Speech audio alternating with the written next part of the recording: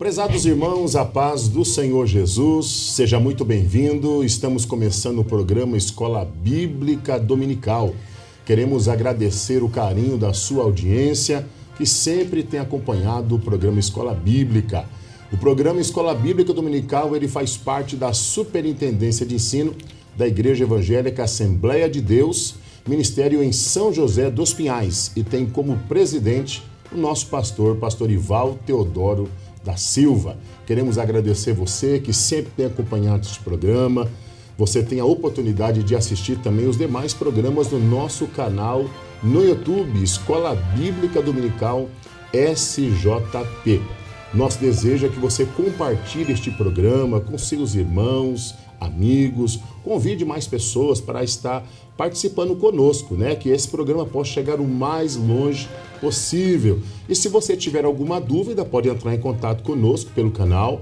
Você também pode assistir os programas anteriores, estão todos ali gravados. E muito obrigado pelo seu carinho de estar sempre acompanhando o programa Escola Bíblica. Hoje nós temos aqui a presença de dois amigos, dois irmãos que estarão conosco comentando a lição de hoje. Presbítero Davi Brizotti, a paz do Senhor. Pastor Fábio, Rodrigo, Deus abençoe a todos, que esse programa seja esclarecedor. Glória a Deus. Também está conosco o cooperador Rodrigo, a paz do Senhor. Paz do Senhor, pastor Fábio, paz do Senhor, presbítero Davi, paz do Senhor a todos os nossos amigos telespectadores, que Deus possa abençoar ricamente a vida de todos. Prezados irmãos, hoje nós vamos estar estudando a lição 4, que tem como título A Igreja e o Reino de Deus.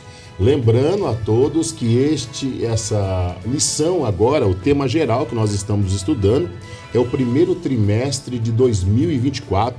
O tema geral, o corpo de Cristo, origem, natureza e vocação da igreja no mundo. Semana passada você estudou a lição, né? A lição 3, a natureza da igreja. E hoje nós vamos falar sobre a igreja e o reino de Deus, né? Essa combinação que eu digo perfeita, né? Combinação tão importante. E se você é membro do corpo, você é a igreja, você deve aprender com a palavra de Deus. Falar sobre igreja, falar sobre reino de Deus, e nós podemos já trazer aqui a fala do Mestre Jesus, né? Que ele veio e disse: é chegado a vós o reino de Deus. E também nós temos a expressão reino dos céus, que nós vamos estar abordando aqui, bem interessante. Então eu te convido, não saia aí, já pega o seu WhatsApp, que é muito fácil, compartilha este programa lá com seus amigos, irmãos, grupos sociais na igreja, né? Principalmente para os nossos professores, secretários, superintendentes. Você que gosta da escola bíblica e é professor, você tem a oportunidade de estar conosco. Esta lição de hoje é uma lição que vai falar sobre a igreja, um tema que eu gosto muito de falar, igreja, o reino de Deus. Vamos entender aqui alguns aspectos tão importantes e esperamos que esse programa aqui, juntamente com o presbítero Davi e com o cooperador Rodrigo, nós possamos esclarecer ou tirar algumas dúvidas dos nossos irmãos, né? Sabemos que não somos detentores de toda a verdade, mas conhecemos alguém que se chama Jesus Cristo e ele disse: eu sou o caminho, a verdade e a vida. E ele ainda disse: ninguém vem ao Pai se não for por mim. Vamos lá então? Vamos começar o nosso programa de hoje. Quero pedir ao presbítero Davi que faça a leitura do texto áureo. Texto áureo. O tempo está cumprido e o reino de Deus está próximo. Arrependei-vos e crede no Evangelho. Marcos capítulo 1, verso 15. Glória a Deus. A verdade prática nos diz assim: pregar a mensagem do reino de Deus é uma importante missão da igreja. Nós temos 3 objetivos da lição e eu quero que o cooperador Rodrigo leia para nós, por gentileza. Objetivo número 1. Relacionar a natureza do reino de Deus com a nação de Israel, bem como seu propósito com a existência da igreja. Número 2. Apontar as dimensões do reino de Deus nas realidades presente e futura. E número 3. Destacar a igreja como projeto de Deus e expressão de seu reino na plenitude dos tempos. Ok. Queridos, nós também temos a leitura bíblica em classe, que é muito importante. E nós queremos que você possa acompanhar conosco agora a leitura bíblica em classe, que está no Evangelho de Marcos, capítulo 1, do versículo 14 ao 17. Acompanhe a leitura da lição.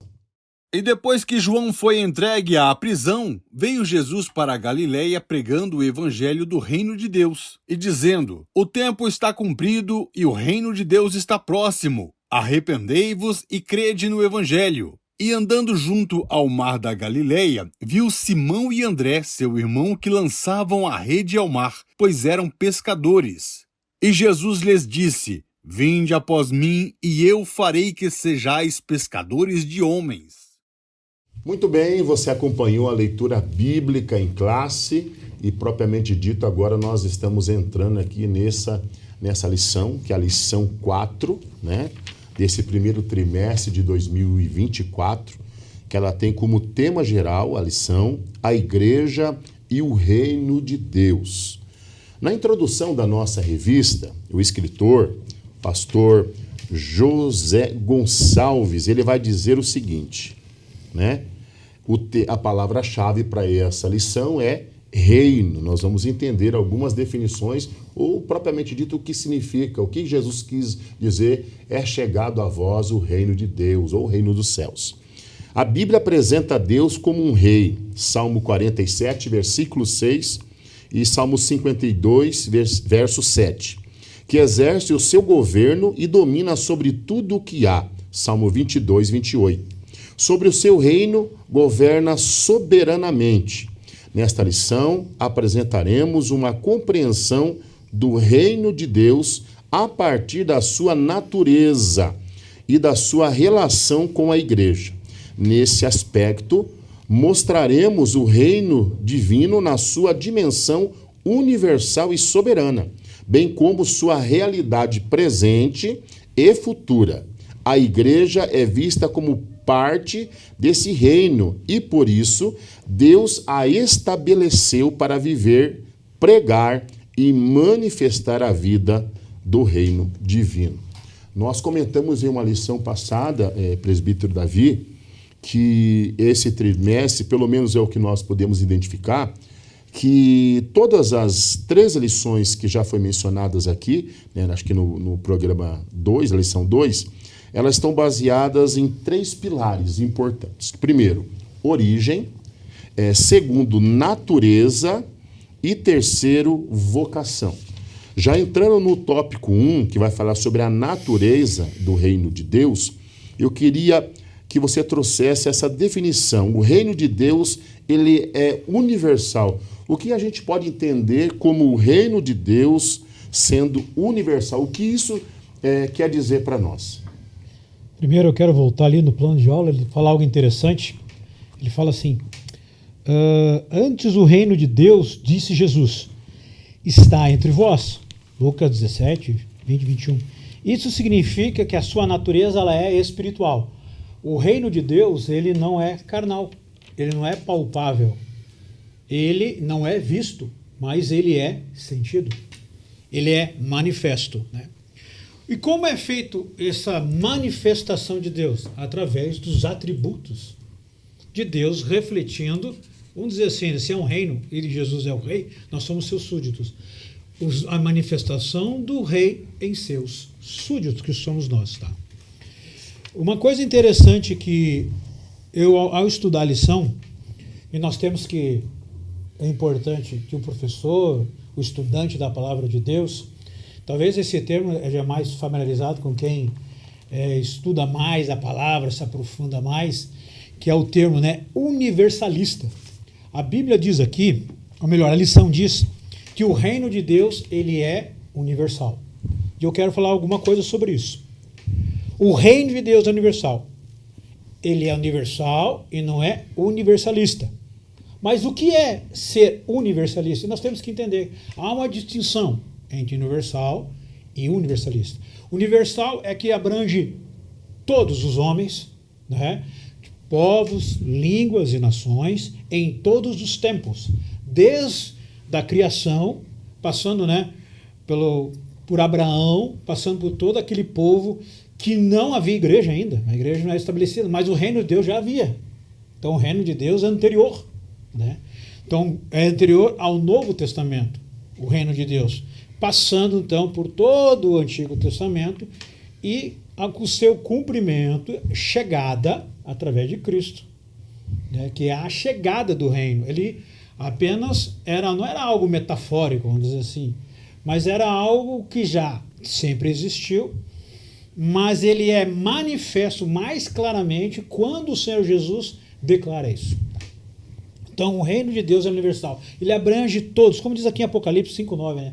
Que ele comprou para si todo a gente de povos, línguas e nações, tá?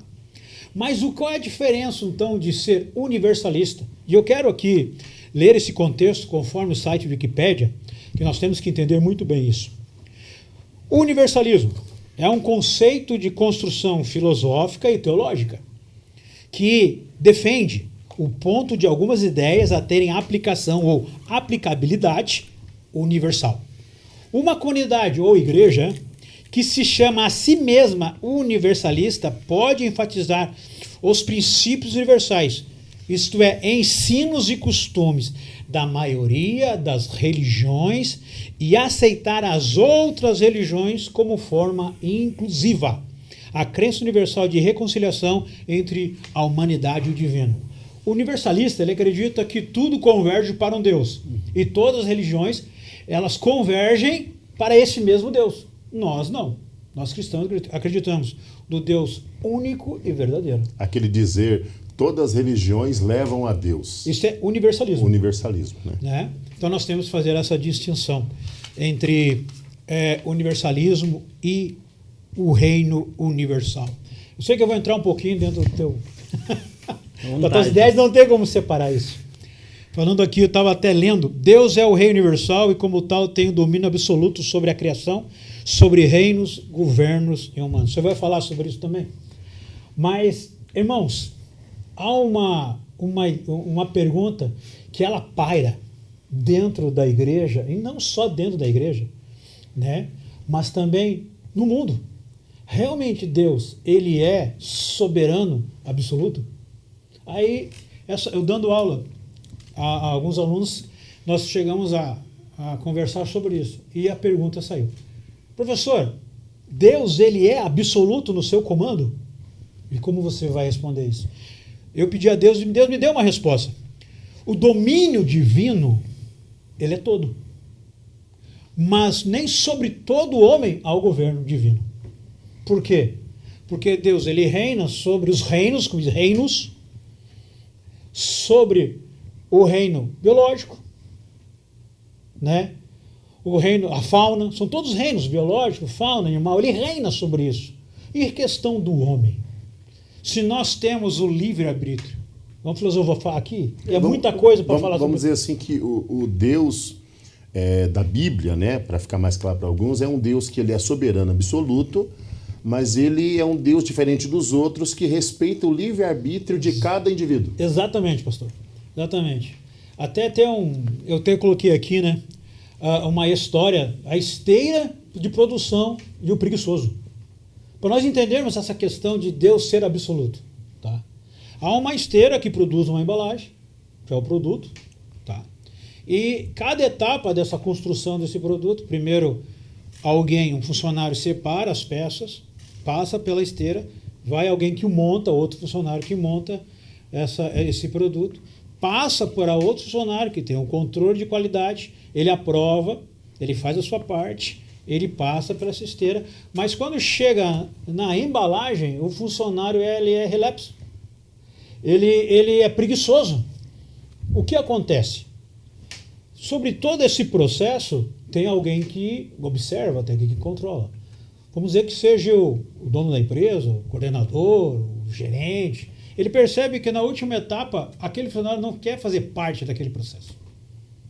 Foge do controle dele. O que se faz? Não que ele vai descartar o funcionário. Ele vai conversar, vai colocar a sua opinião, faça assim. Então. Só que de tanta investida vamos dizer assim, do coordenador, mesmo com as suas investidas, o funcionário, ele continua sendo preguiçoso. O que se faz? A produção precisa ser tocada. Ele vai e tira esse funcionário e coloca um outro que, vamos dizer assim, está a fim de trabalhar e a produção corre, ela flui, né, como normal. O que eu quero dizer com isso? O reino de Deus, essa questão absoluta de Deus, eu comparo a isso. Como Deus sendo aquele que está observando, vendo todos os controles de todos os processos. Mas, infelizmente, tem alguém que não quer fazer parte desse processo.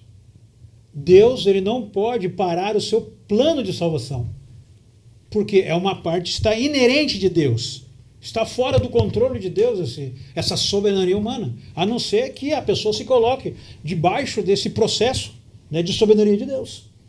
Quando o Davi não quer, Deus coloca o Rodrigo. Que Deus faz, tira, não que Deus descarta as pessoas, não. Deus tem toda uma longanimidade para trabalhar no coração do homem. Amém. Né? Acontece, vamos encerrar aqui. Ele coloca o Rodrigo no lugar do Davi e o processo flui.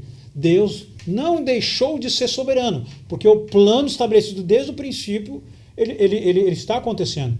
Mas a pergunta aqui não quer calar. Será que o Davi quer participar desse plano soberano de Deus? Foi isso que eu respondi a eles. Dentro dessa questão de dizer que o reino de Deus ele é universal, a Bíblia vai dizer que Deus ele é o rei de todo o universo. Tudo está no seu controle. Eu partindo aqui já para o cooperador irmão Rodrigo, dentro dessa soberania divina, como é que fica aí os acontecimentos do mundo? Deus é soberano. Ele é o soberano, né? Controla tudo. Os acontecimentos, essas situações, Deus poderia ter evitado? Como é que fica essa questão? Essa questão é muito interessante, pastor Fábio, porque dentro da filosofia, da teologia, existe uma área de estudo que é chamada de teodiceia, né? Que é a busca compreender a existência do mal diante de um Deus que é bom, né? Como explicar essa questão da existência do mal, porque tantas coisas ruins acontecem, porque tantas tragédias, tanta fome, tanto assassinato, tantas coisas ruins acontecem diante de um Deus, né, que é soberano, como já foi dito aqui, e que reina para todo sempre, né? Bom, que Deus é soberano, nós podemos afirmar isso sem dúvida nenhuma, com base nas Sagradas Escrituras, né?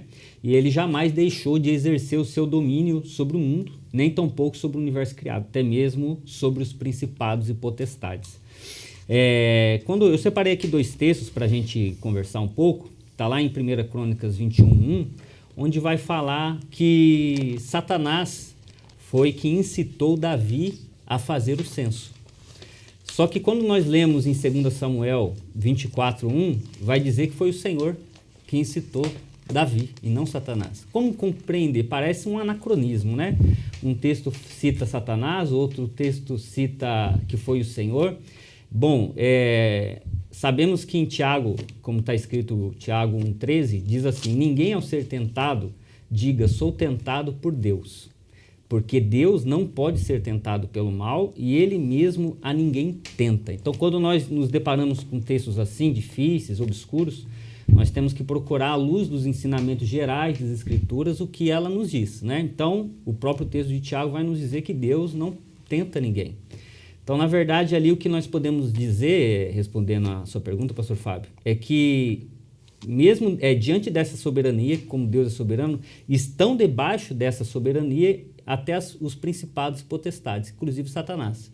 Como nós podemos ver exemplo nesses textos aí. Então, foi Satanás que na verdade foi e tentou a Davi a fazer o censo de Israel, só que debaixo da permissão do Senhor. Como também no caso de Jó. Então, Satanás ele agiu na vida de Jó, só que sob a permissão divina. Não foi Deus que quis que ele fizesse, ou ordenou que ele fizesse tudo aquilo, mas uma causa ativa, né? Mas foi Satanás debaixo da permissão de Deus. Inclusive, Deus colocou limites para ele, né? Vai lá, mas poupe a vida dele. Então, nós podemos dizer isso, que o Satanás ele opera de uma forma restrita, debaixo dessa soberania de Deus, né?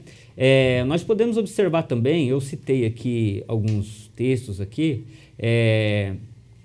que isso não significa, como o próprio comentarista ele disse aqui, isso não significa que Deus, por ser soberano, que ele decreta todas as coisas, que Deus determina todas as coisas, né? Como os nossos queridos irmãos calvinistas, né? Sei que a nossa igreja é arminiana, né? Assembleia de Deus, mas esse programa vai ao ar e muitos irmãos vão estar assistindo no YouTube depois, né? Então, segundo a visão calvinista, eles entendem que Deus ele decreta todas as coisas, inclusive, né, o pecado. Não dá para fugir disso. Eu separei aqui 2 textos de João Calvino, lá das Institutas, para falar sobre isso, né? Por exemplo, abre aspas, palavras de Calvino. Deus não só viu de antemão a queda do primeiro homem e nela a ruína de sua posteridade, mas também a decretou. Isso está lá nas Institutas, no volume 3, na página 23, seção 7. Então, segundo Calvino, Deus não só viu de antemão, previu a queda de Adão, mas como decretou a queda de Adão. Então, para Calvino, Deus ele decretou a queda, sendo que se Deus decretou a queda, que Adão não tinha outro jeito a não ser pecar, então eu não consigo chegar a outra conclusão. Deus é o autor do pecado, segundo Calvino. O outro texto dele, ele diz assim: eu concedo mais, os ladrões e os homicidas e os demais malfeitores são instrumentos da divina providência, dos quais o próprio Senhor se utiliza para executar os juízos que ele mesmo determinou. Nego, no entanto, que daí se deva permitir-lhes qualquer excusa por seus maus feitos. Isso está na Instituta, volume 1.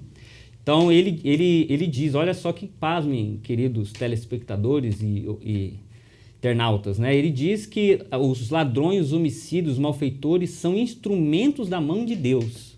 Então, eles agem segundo o decreto de Deus para fazer essas maldades. Então, eu não consigo olhar para um Deus que é bom, um Deus que é onibenevolente, todo amoroso, estando por detrás dessas coisas terríveis que nós vemos por aí no mundo, né? A não ser pela liberdade que ele dá às suas criaturas, inclusive os anjos, né? Mas, segundo Calvino, ele está aí decretando todas essas coisas, inclusive o mal. O teólogo William Lane Craig, no entanto, critica esta lógica calvinista. Olha o que ele diz, abre aspas para o teólogo William Lane Craig. O determinismo calvinista faz de Deus o autor do pecado e impede a responsabilidade humana. Na visão determinista, até o movimento da vontade humana é causado por Deus. Deus move as pessoas a escolherem o mal, e eles não podem fazer o contrário. Deus determina suas escolhas e os faz cometer injustiças. Deus nos leva a fazê-las. Não nos podemos ser responsáveis por nossas ações, pois nada daquilo que pensamos ou fazemos é realizado por nós. Então, trocando em miúdos e outras palavras, na visão calvinista, o homem é como se fosse uma marionete. Na verdade, ele não tem essa liberdade de escolher isso ou aquilo, inclusive até as atrocidades que nós vimos na TV, que nós presenciamos, né, em telejornais, são causadas de forma decretiva por Deus. Deus ele determina que todas essas coisas aconteçam. Então, biblicamente falando, isso para nós é um contrassenso muito grande diante de um Deus, como eu já citei aqui, é todo bondoso e nele não existe mal e nem sombra e variação de maldade alguma, né? Então, nós podemos observar que Deus sim é soberano, só que isso não significa que ele determina todas as coisas, inclusive o pecado. Deus jamais faria isso. É interessante que as pessoas confundem, né? Presciência com vontade diretiva de Deus. Vontade diretiva, vontade é humana, vem de mim mesmo. Mas eu tendo conhecimento antecipado não é vontade. As pessoas confundem. Presciência, que Deus já sabe de antemão, mas como ele, vou usar uma palavra aqui forte, ele como que se limitou, né, quando deu o livre-arbítrio ao homem, porque o homem age somente através da voluntariedade a Deus. Né?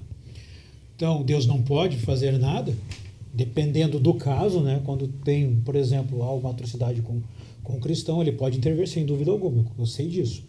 Mas no que tange, né, ao todo, é a pergunta, por que Deus deixa? Né? Por causa da ação humana. Né? Deus não determinou o mal. O mal é por causa das vontades humanas, como foi falado do Tiago. É interessante a gente pensar que é a mesma palavra. Ter o controle de todas as coisas e controlar todas as coisas são bem diferentes, né? Porque senão se você começar a pensar nesse lado mais calvinista, a ideia de Calvino, que estão nas minutas, né, se não estou enganado, institutas, né? Aí o que acontece? Você vai ver um Deus, aí você poderia dizer, não, mas Deus sabia que ia acontecer tudo, por que ele deixou? Não poderia ser evitado? Tanta dor, tanto sofrimento, tanta angústia, tanta morte. Deus não sabia que, vou trazer uma comparação assim bem simples, que 6 milhões de judeus iam morrer? Por que ele quis que morresse? Não, né? É difícil. Deus, ele nada mais, ele está mostrando que este mundo, o governo humano, o reino humano, quando ele não está no controle e ele não está administrando, ele caminha para um abismo, né? Sim. Deus tem poder para mudar a minha vontade? Tem. Deus tem poder para me controlar? Tem. Mas ele não faz isso, né? Ele é um Deus que não exige adoração. Ele espera. É lógico, Deus trabalha em cima da minha vontade. Embora ele tenha poder para fazer o que ele bem entender. Sim. É claro. Mas ele é mal educado. Exatamente. A gente tem que entender isso, né? Porque nós não podemos limitar o poder de Deus. Ele é o rei do universo, o criador de todas as coisas, mas Deus ele não interfere na história humana em algumas situações. Porque a história humana, esse curso humano, vem para provar e para mostrar que este mundo, governos, reis, nações, quando não segue os princípios estabelecidos por ele se deturpa, ele se destrói e ele cai no abismo. E dentro dessa definição que nós estamos falando, o presbítero Davi comentou também, o reino de Deus é universal. Você disse sobre a soberania divina, os acontecimentos. Nós temos duas palavras importantes. Reino de Deus, né? O reino de Deus, nós estamos falando. E agora eu queria falar no subtópico 3 do ponto 1. O reino de Deus, a nação de Israel é a igreja. Como juntar isso? A nação de Israel, a antiga aliança, né? A igreja, nova aliança. Vamos aqui num bate bem rapidinho. Como entender isso, cooperador Rodrigo? E aí, na sequência, eu já vou para o Davi também.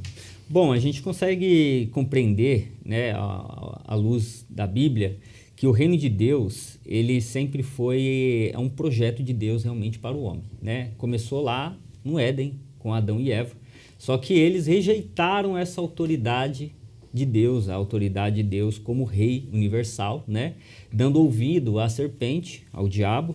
Então, isso causou uma série de sequências desastrosas para toda a humanidade, né? Então, ao manipular Adão e Eva, Satanás ele se torna o príncipe deste mundo, segundo está lá em João 16, no versículo 11, usurpando a posição de Deus como rei. Então, a gente começa a observar que Deus, quando fez o homem e a mulher, Adão e Eva, ele estava ali dominando sobre eles, reinando sobre eles, só que naquele momento, quando Adão e Eva eles não deram ouvido à ordem de Deus para não tocar no fruto, e sim deram ouvido à voz da serpente, então eles deram legalidade, eles acabaram trocando, né, ali a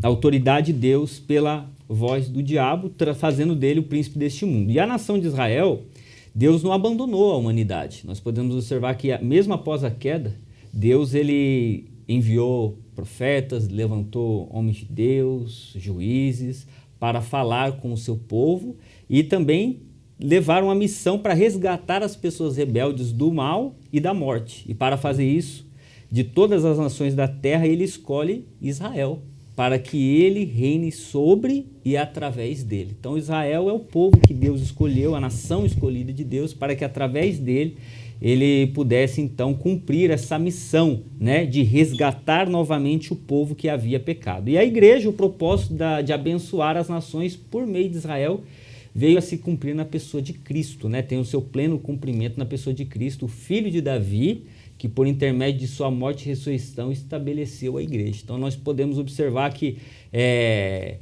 esse conceito do reino de Deus, ele permeia toda a Bíblia, tanto no Antigo como no Novo Testamento, na pessoa de Cristo, através da morte e ressurreição dele, estabelecendo a igreja aqui na Terra. Importante a gente lembrar aos nossos amigos e irmãos, né, eu sei que já foi falado aqui, o presbítero também vai comentar, o reino de Deus, ele não é criado quando Jesus apresenta. O reino de Deus sempre existiu. Ele foi apresentado através de Cristo, né? Assim, sim, propriamente dito. É chegado a vós o reino, mas um reino que sempre existiu. Um governo soberano de Deus que sempre existiu. E sempre houve essa ligação, por mais que a antiga aliança, o povo da antiga aliança não soubesse, há uma ligação. A nação de Israel e a igreja fazem parte desse mesmo reino. Fazem parte, né? Até aqui no texto áureo, Jesus disse, o reino de Deus está próximo.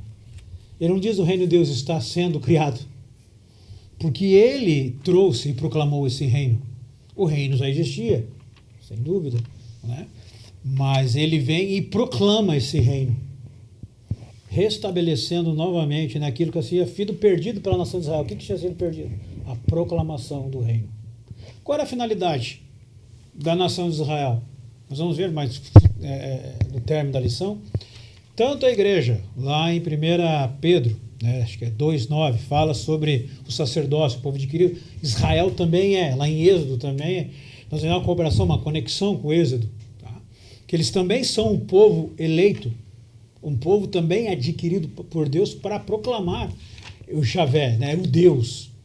Mas com o passar do tempo, né, com as falhas humanas, se foi se perdendo e eles ficaram tão assim restritos neles mesmos, tão fechados, apesar de proclamar havia prosélitos, havia conversão ao judaísmo, mas o plano principal de Deus era que isso se expandisse muito mais, tá? Aí vem Jesus, ele diz, olha, é chegado o reino, agora ele está mais próximo do que antes, agora é um reino sentido muito mais, né? E a igreja ela faz parte porque ela proclama esse reino. Uhum. A missão principal da igreja, apesar de ser necessário construção de templos, assistência social, né? Então nós estávamos conversando sobre a teologia da missão, que fala sobre todo esse dever da igreja, mas o principal é a querigma, a proclamação do reino de Deus. Importante a gente lembrar, nós estamos falando sobre a igreja, né? Nós estamos estudando a lição 4, meu querido irmão e amigo, né? A lição 4, a igreja e o reino de Deus. Lembrando você mais uma vez que você pode estar acessando os nossos programas, o nosso canal no YouTube, Escola Bíblica Dominical SJP. Existe o reino de Deus, mas também, como a gente pode dizer aqui, existe o reino das trevas, né? Mas como que pode? Sim, o que eu digo para você, que reino que você faz parte? O reino de Deus, ou o reino dos céus, né? É o mesmo, ou o reino das trevas, né? E é importante lembrar também que a igreja, ela não é o reino de Deus. A igreja, como a nação de Israel, fazem parte do reino de Deus. E Deus foi mais além. Ele falou que lá na antiga aliança, através da nação de Israel, através dela seriam abençoadas todas as nações da terra, desde que essas nações se voltassem e viessem fazer parte desse reino que já existia. Não é verdade? E agora nós vamos partir para um ponto muito importante, que é a igreja e as dimensões do reino de Deus. Essa dimensão é uma dimensão espiritual? É uma dimensão material? Como que é essa dimensão? O presbítero Davi, o reino de Deus como realidade presente. Ele é presente nos nossos dias? É uma realidade para nós? Sim, a igreja ela proclama esse reino aqui. Sim. Né? Nós falamos desse reino, nós pregamos esse reino, proclamamos esse reino. E nós estamos vivendo uma sociedade que necessita ouvir desse reino. Nós vemos essa geração tão corrompida. Hoje muda os valores, né? Os valores perderam seus sentidos, troca de valores. o que é moral para a imoralidade, como se não tivesse mais nenhum julgamento, né? Nós vemos a sociedade corrompida. Infelizmente, tem algumas igrejas deixaram de proclamar o reino para como posso dizer, se alinhar com algumas ideias mundanas. Isso não é proclamar o reino. Porque se proclamar o reino é de contramão ao reino das trevas, como podemos fazer aliança ou se alinhar com o mundo, né? Nunca se fez tão necessário o reino de Deus nessa era atual. Tá? O mundo decaído pelo pecado se faz necessário cada dia mais a proclamação do reino. Jesus não somente proclamou a chegada do reino, ele manifestou através de sinais e prodígios a sua eficácia e os resultados, né, advindos desse reino. O texto áureo faz parte, né, de Marcos. Marcos vai falar muitos milagres que aconteceram. O Senhor Jesus, ele trouxe com ele, né, o de arcabouço, todo aquele peso, né, do reino. Porque até então o reino era proclamado. Israel tinha feito sinais, havia, mas muito poucos sinais no Antigo Testamento. Mas com a chegada de Cristo, o Senhor do reino, abriu-se a porta do reino. Sinais, eram demoniados sendo libertos, eram enfermos sendo curados. Ficou mais visível.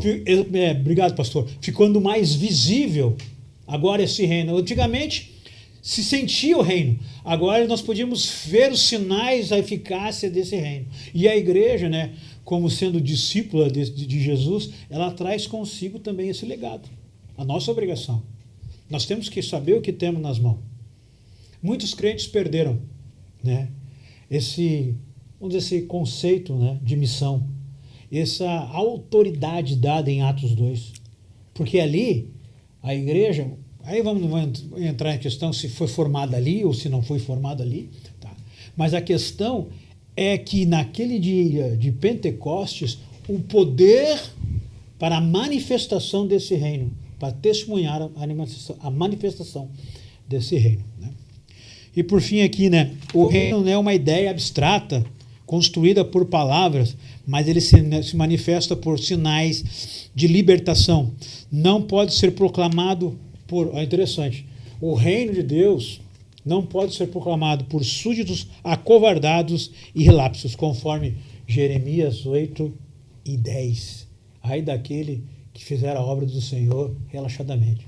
Eu estava vendo na versão King James, é mais forte, ele diz desgraçado é, não fala nem maldito, ele fala que desgraçado é aquele que faz a obra do Senhor relaxadamente. Então, o reino de Deus não é para acovardados e nem para preguiçosos. O reino de Deus é uma realidade presente nos nossos dias, né? Nesse reino há milagre, a cura, a manifestação, a graça de Deus e o mais importante, é um reino que a gente vê e sente a presença desse Senhor que é juntamente conosco. Pastor, né? Só para complementar, como que o ímpio ele vê o reino de Deus? Através da minha vida, através da sua vida. Nós somos o espelho de Deus, o espelho de Cristo. Nós somos reflexo da sua glória. Nós somos reflexo. E nós, como reflexo, nós temos que transmitir isso. Como está sendo o nosso testemunhar desse reino. Rodrigo, importante aqui a gente pensar também, né, e fica aqui uma pergunta do próprio subtópico 2, do tópico 2, diz assim: onde está o reino de Deus? O reino de Deus, como realidade presente, não está relacionado ao espaço geográfico, mas com a presença de Jesus. Como entender isso? É interessante esse comentário, né, aqui do professor, aqui do comentarista, porque muitas vezes quando a pessoa pensa onde está o reino de Deus, né? Porque o que é isso? Onde está? Como que eu faço para entrar? Como é que eu faço para entrar? Mas como o próprio comentarista que ele discorreu aqui, na minha visão, muito bem, né, em relação a esse assunto, o reino de Deus ele está onde a presença dele está. Então, como nós servimos um Deus aí que é onipresente, né, ele está presente em todos os lugares. E podemos afirmar que aonde está a presença do Senhor, Ele se faz presente ali. Então, onde há salvação, pregação do Evangelho, cura, libertação, onde pessoas estão sendo libertas do poder do inimigo, e a gente pode observar isso, né, através do ministério de Jesus, onde o Senhor Jesus esteve ali durante aí cerca de 3 anos e meio, exercendo aí o seu ministério terreno, e hoje nós, né, temos aí essa incumbência de estar levando a mensagem, as boas novas do Evangelho às outras nações, às pessoas. Então nós podemos observar que o reino de Deus está presente através das obras e do ministério de Jesus, né? Então, o reino de Deus, como ele diz aqui, eu vou até citar as palavras do autor aqui, o reino de Deus estava presente no mistério de Jesus, pois ele mesmo era a manifestação do reino. Estava presente no ministério dos apóstolos, na igreja primitiva e finalmente está presente por intermédio da igreja de Cristo da presente era. Então a gente pode observar uma vez, Jesus ele comparou o reino de Deus, né, como um grão bem pequeno, né? Na semente bem pequena. Então, e a intenção é que ele venha crescer, não que ele ficasse ali daquele tamanho, mas que ele viesse crescer, expandindo, e isso é o que está acontecendo, né? Então, como já foi dito aqui, ele não começou com Cristo, ele sempre existiu, mas nós podemos observar que após a vinda de Cristo, né, na terra, a sua morte, a sua ressurreição e a pregação do Evangelho, o reino de Deus ele tem se expandido intensificamente ao longo das eras, ao longo dos anos, e já está alcançando milhões e milhões de pessoas. Inclusive essa pessoa que está aí nos assistindo nesse momento, está nos acompanhando através desse programa, o reino de Deus está aí te alcançando através dessas imagens, e eu tenho certeza que se você ainda não abriu o seu coração para entregar a vida ao Senhor Jesus, Ele tem sim a vida eterna para te oferecer e o melhor para a sua vida, né? Você sim pode neste dia fazer parte deste reino, você que ainda não faz parte. Basta você crer e confessá-lo como seu único e Senhor e Salvador. Aleluia, glória a Deus. Vou usar uma expressão, um jargão aqui, né? Você é alvo do reino de Deus. Nós somos alvos do reino de Deus, né? Dentro seguindo esse contexto, o que nós estamos mencionando, né, o reino de Deus também é uma realidade futura. Ele é presente, mas também, eu tenho uma expressão, tem um hino que a gente sempre fala assim, né? Onde está com Cristo é céu para mim. Porque fala, eu quero ir para o céu, eu quero morar no céu. Mas a Bíblia dá bem claro a entender que aonde Cristo está, e se Cristo está conosco, é céu para nós. Sim. Mas fala também de um reino de Deus que ele é antes, ele é durante e ele também vai se estender, né? Sim. É uma realidade futura? Podemos esperar? Ele vai continuar, não terá fim? Sim. Né? Até quero trazer um livro aqui, né, do pastor Natalino das Neves, Não Cortando Você, e eu achei interessante, né, até apresentar para os nossos irmãos, o seu reino não terá fim, para você ter uma dimensão de como é o reino de Deus, meu irmão. Para quem pensa que vai acabar, o poder de Deus, não vai diminuir não. Ele é o mesmo ontem, hoje e eternamente, né? Recomendo esse livro do pastor Natalino das Neves. Ele é o livro de apoio de uma lição dos jovens que estudamos, né? Alguns anos atrás, 2018 ou 2017, e diz, o seu reino não terá fim. Ele é uma realidade futura? Nós vivemos isso, né? Dentro do estudo da teologia, a gente chama isso da tensão do já e ainda não. Né? Então o reino de Deus possui uma dimensão presente, quer dizer, ele está acessível a todos, né? Na presente era, todos que crerem em Cristo e se arrependerem de seus pecados se tornam participantes desse reino, ou seja, aqueles que sujeitam aquilo que o presbítero Davi disse há pouco, né? E nem todos estão prontos ou estão aptos ou querem, né, servir a esse Deus. Tem pessoas que realmente não querem seguir outro caminho, né? Mas aqueles que desejam, Jesus diz lá em Apocalipse, aquele que quiser, né? Aquele que quiser, beba de graça da fonte da água da vida. Aquele que quiser. Então, aquele que quer e realmente deseja, pode sim fazer parte desse reino na presente era. Ele já é uma realidade na vida de todos aqueles que recebem a mensagem do Evangelho e deixa que a palavra de Deus dirija sua vida e pensamento. Só que o ainda não é porque ele tem uma figura escatológica. Né? A gente não pode deixar de falar, ou melhor, do reino de Deus e não falar sobre o milênio. Eu ia mencionar isso aí, mas não vou falar nada, deixar para os comentaristas aqui. Né? Ali é um reino presencial e físico também, né? Interessante de se pensar. Vai né? deixar de ser sentido, vai ser visto e palpável. Então, esse vai ser aí o reino milenar, né? Que será literal, né? Segundo a nossa visão pré-milenarista, pré-tribulacionista, né, dispensacionalista.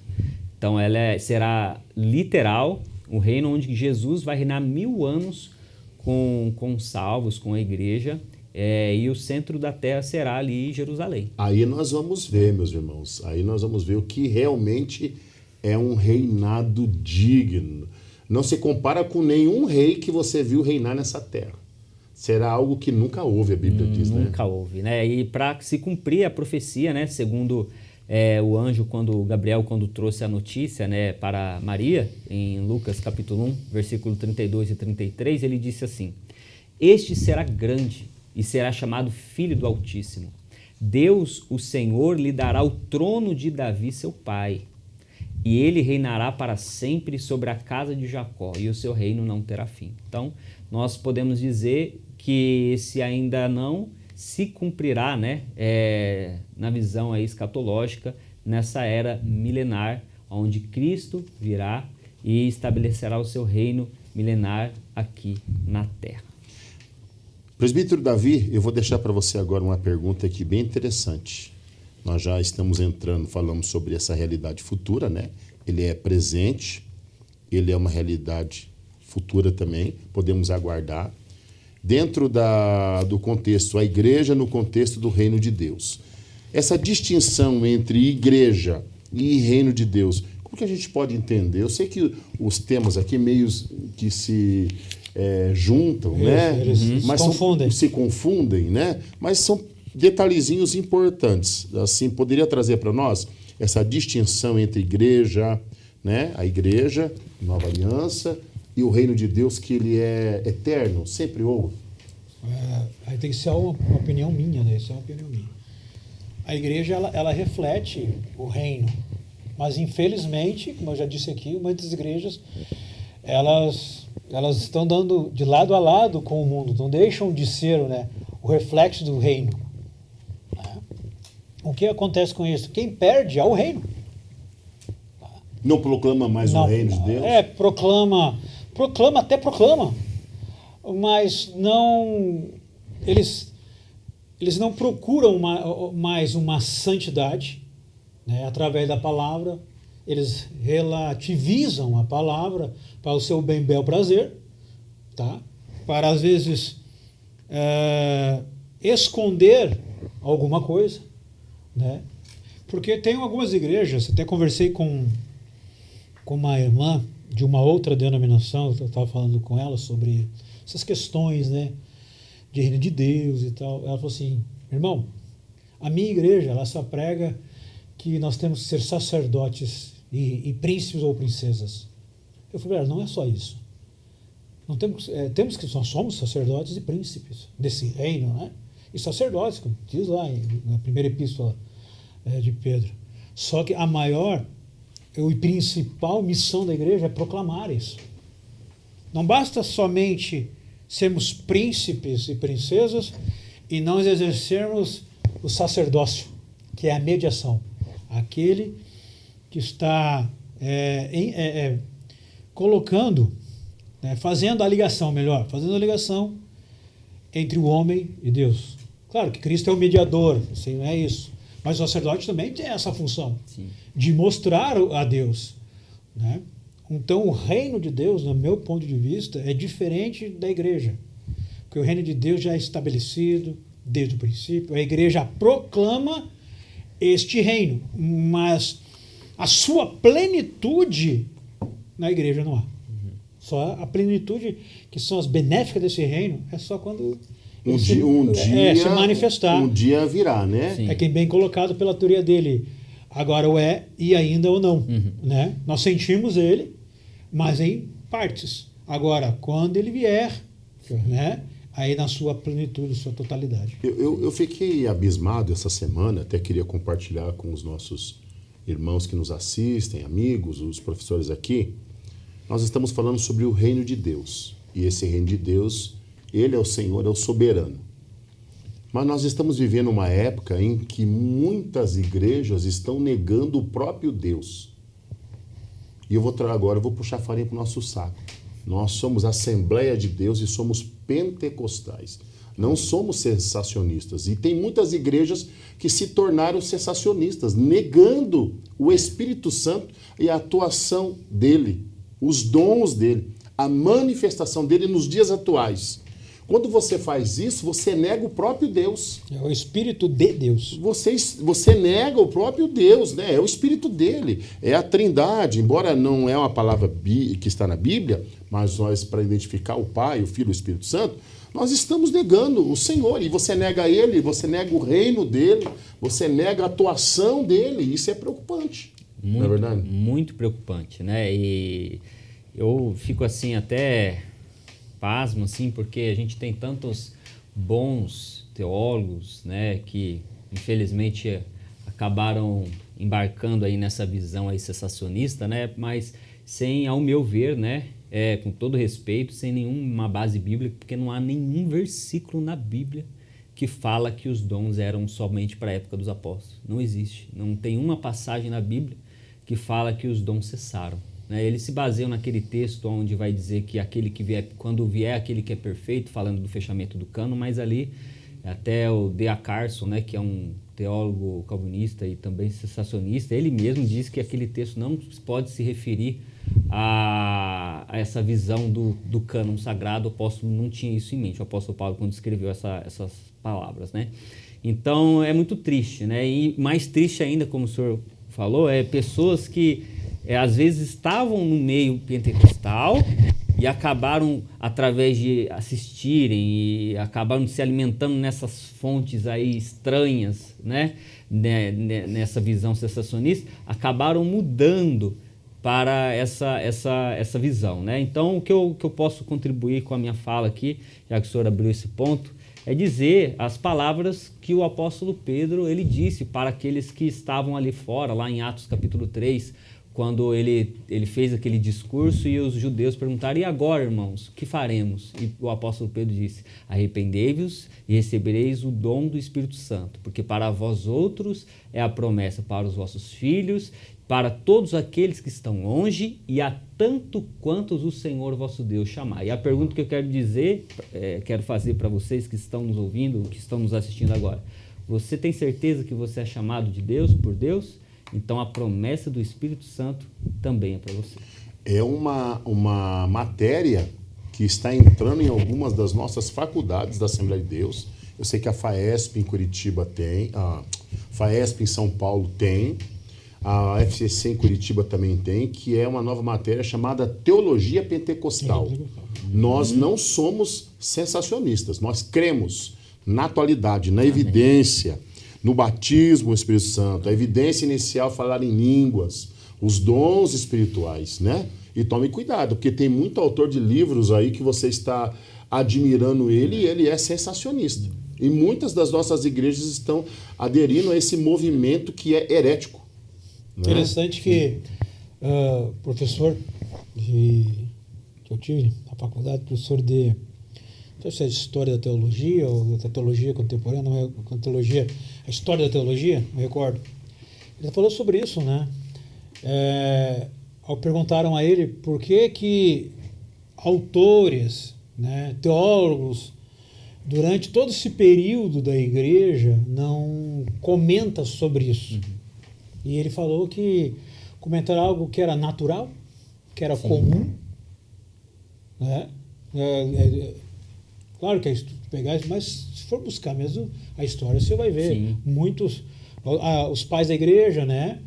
Passando pela toda a escola, passando, enfim, pela escolástica, por todos os períodos da igreja, sempre teve E sempre houve, né? Remanescentes tiveram um momento de êxtase, de falar em língua estranha, da presença de Deus, né?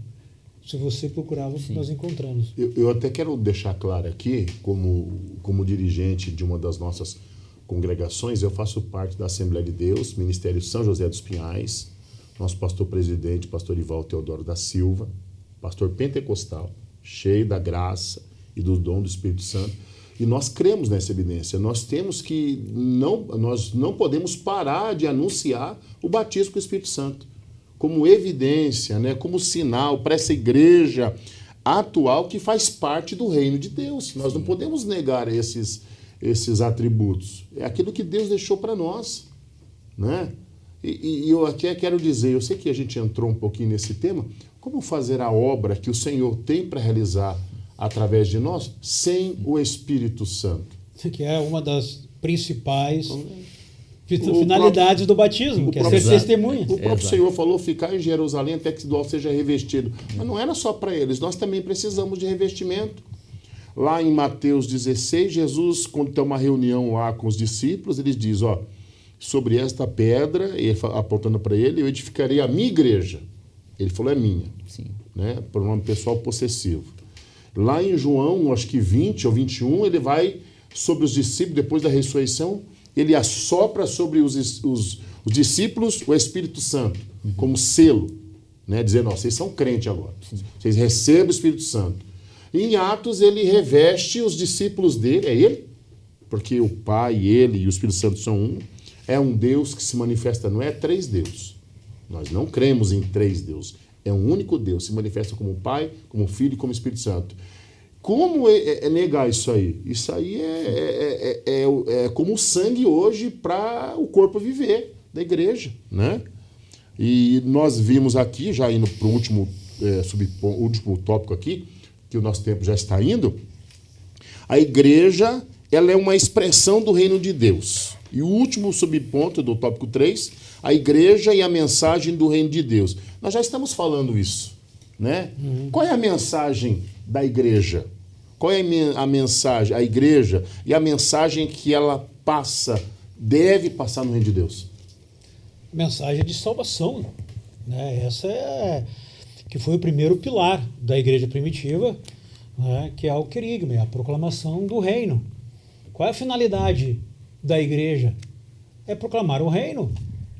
Se o Senhor Jesus é o nosso rei, e nós como súditos, nós temos que proclamar o reino de Deus. A igreja ela tem que ter isso no coração. A igreja, eu vou falar agora sobre o crente, né, de crente individual. O crente tem que ter isso em seu coração. Né? Vamos dizer assim, nós estávamos falando sobre a obrigação de Paulo, né? Sobre proclamar. Paulo, ele estava falando sobre o verbo, se colocar. Paulo, ele se coloca debaixo, né, dessa obrigação, voluntariamente. Porque ele sabia do peso dessa responsabilidade. Paulo não foi obrigado a nada. Não, ele se colocou... Livre e espontânea vontade, né? Exato, ele se colocou debaixo, livre e espontânea vontade, sobre esta pressão. Sabe, né? A igreja ela tem que ter esse mesmo sentimento. Quer dizer, o crente tem que ter esse mesmo sentimento. Se uma igreja, né, uma instituição, ela não cumpre com esse papel, não tem necessidade de existir. Se o crente, ele vai à igreja... Muitas pessoas confundem. Eu sirvo a Deus.